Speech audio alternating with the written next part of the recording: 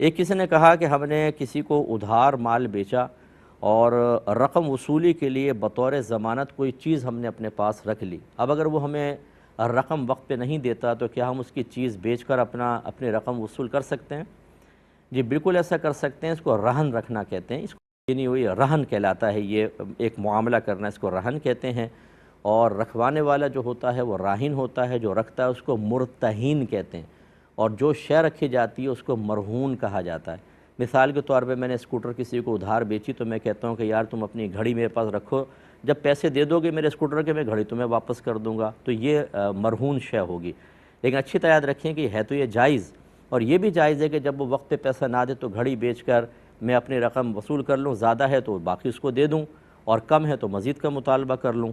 لیکن یہ نہیں کر سکتا کہ جو میں نے مرہون شے اپنے پاس رکھی ہے میں اس کو یوز کر سکوں۔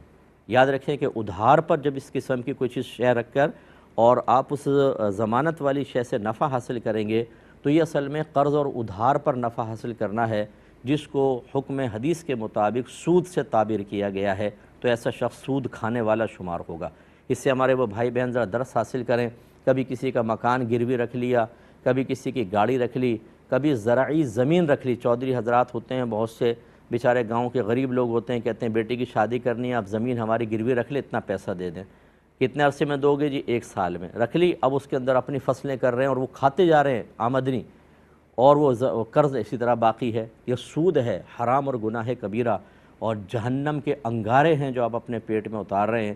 یہ اس طرح ہرگز نہ کریں، اور کیا ہے تو جان چھوڑا لیں زندگی میں، اسے واپس کریں زائد، اور اگر وہ مر گیا ہے نہیں اس کو پتہ تو اس کی طرف سے صدقہ کریں، ورنہ گئے آپ کام سے۔ یہ تھوڑا سا کھا پی لینا، تھوڑا سا نفع حاصل کرنا آخرت میں آپ کے لیے بالکل نافع نہیں ہے۔ ہاں یہ ہو سکتا ہے کہ مثال کے طور پہ میں نے کسی کو 50 لاکھ روپے قرضہ دیا اور اس نے ایک مکان مجھے دے دیا کہ آپ یہ گروی رکھ لیں، میں جب اتنے عرصے میں دے دوں گا، نہیں تو میرا مکان بیچ کے وصول کر لیجیے گا۔ میں نے کہا ٹھیک ہے۔ اب میں نے اس کو کرائے پہ چڑھا دیا، اور اس کے کرایہ جو آ رہا ہے وہ میں اس 50 لاکھ میں سے مائنس کرتا جاؤں۔ مثال کے طور پہ 1 لاکھ مہینہ پر میں نے کرائے پہ مکان چڑھا دیا، تو میں جیسے 1 لاکھ کرایہ آیا تو اب اس کے 49 لاکھ رہ گئے، پھر 1 لاکھ اور آیا تو 48 لاکھ، یعنی وہ اسی کے قرض کی مد میں لیتا رہوں تو صحیح ہے۔ یہ نہیں کر سکتا کہ 50 لاکھ قائم ہے اور یہاں پہ میں کرایہ بھی لیتا رہوں، یہ حرام اور سود اور گناہ کبیرہ ہوگا۔ امید ہے کہ آپ تفصیل سے بات سمجھ گئے ہوں گے۔